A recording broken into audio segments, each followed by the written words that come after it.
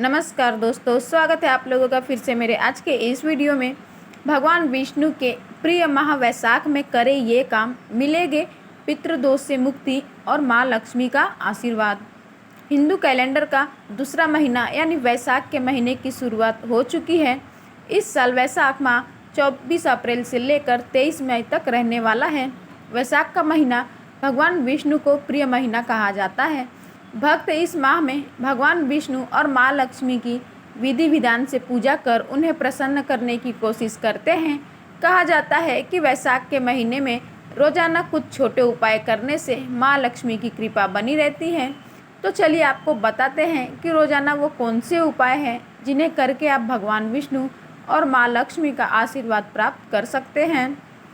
ओम माधवाय नमः यह वो मंत्र है जो वैशाख के महीने में हर रोज़ जपना चाहिए और कहा जाता है कि इस मंत्र के जाप से भगवान विष्णु और माँ लक्ष्मी प्रसन्न होते हैं। जो लोग पितृदोष से परेशान हैं उनके लिए वैशाख का महीना बहुत ही खास माना गया है। कहा जाता है कि इस माह तेल, अनाज, फल और जल का दान करना चाहिए। इससे पितरों की कृपा प्राप्त होती है और पितृदोष से मुक्ति मिलती है।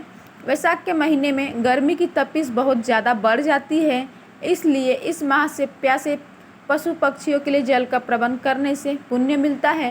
प्यासे लोगों को पानी पिलाना अपने आप में पुण्य का काम है। वैशाख के महीने में भीषण गर्मी पड़ती है। कहते हैं कि इस माह की एकादशी पर प्यासे लोगों को पानी पिलाने से पुण्य मिलता है। प्यासे को पानी पिलाना हजारों राजसूय यज्ञ के समान पुण्य मिलता है। वैशाख के महीने में अन्न का दान करने या फिर पंखों का दान करना शुभ माना जाता है। आप इस माह में जूते चप्पलों का भी दान कर सकते हैं। ऐसा करने से देवी देवता प्रसन्न होते हैं और फल की प्राप्ति होती है।